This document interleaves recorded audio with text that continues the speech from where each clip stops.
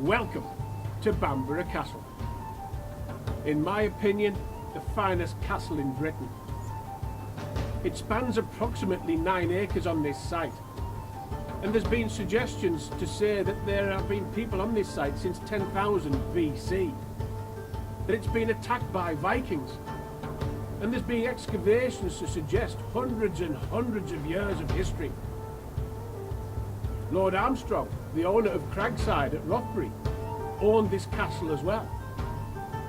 And when you get here and you go inside, the walls are adorned with history. So let's go and have a look.